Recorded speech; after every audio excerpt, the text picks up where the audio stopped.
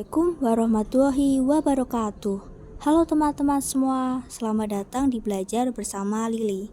Di sini kita akan belajar dengan cara yang asik, seru, dan pastinya gampang dipahami. Jangan lupa siapkan semangat dan catatan kalian, karena kita akan mulai sekarang juga. Let's go! Ini kita punya studi kasus yang menarik. Bayangkan, sebuah sekolah baru saja mengupgrade jaringan komputer di laboratorium mereka. Harusnya makin cepat dan stabil, tapi ternyata muncul beberapa masalah. Ada komputer yang sama sekali gak bisa terhubung ke internet. Ada juga yang koneksinya sering putus-putus. Bahkan beberapa komputer bisa akses jaringan lokal, tapi gak bisa buka situs web. Wah, apa yang salah ya?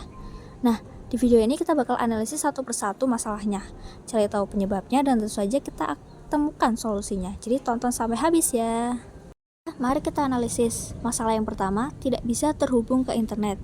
Kemungkinan penyebabnya ada 4. Yang pertama, kabel jaringan tidak terpasang dengan benar. Yang kedua, IP address tidak dikonfigurasi dengan benar. Yang ketiga, servis di HCP tidak berjalan. Yang keempat, masalah pada router atau modem. Masalah yang kedua itu koneksi sering terputus-putus. Ada 4 penyebabnya.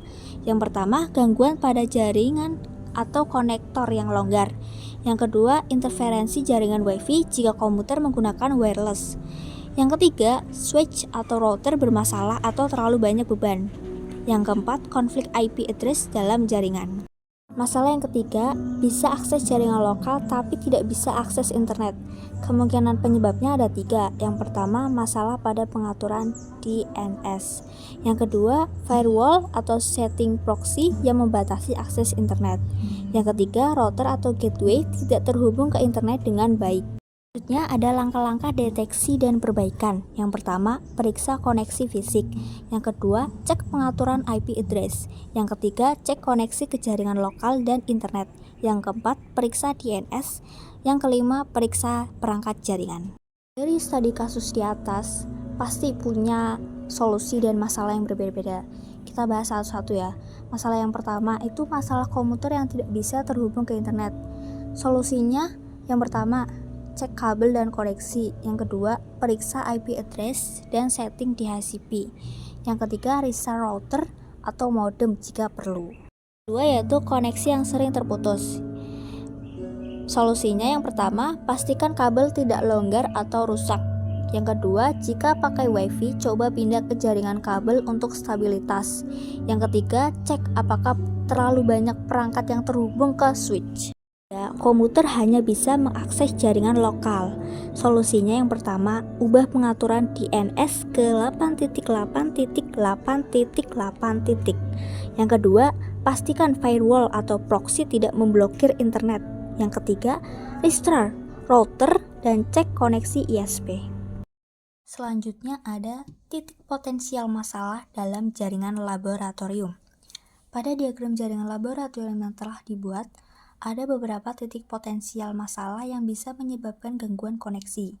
Yang pertama, koneksi dari ISP atau modem ke router. Potensi masalahnya itu, yang pertama, modem tidak terhubung ke internet karena gangguan ISP. Yang kedua, kabel dari modem ke router rusak atau longgar. Yang ketiga, router tidak bisa mendapatkan IP atau ISP.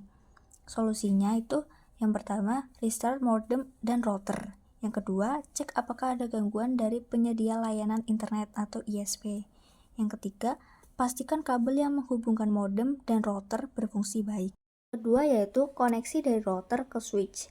Potensi masalahnya, yang pertama, router bermasalah atau pengaturan IP-nya salah. Yang kedua, kabel jaringan dari router ke switch rusak.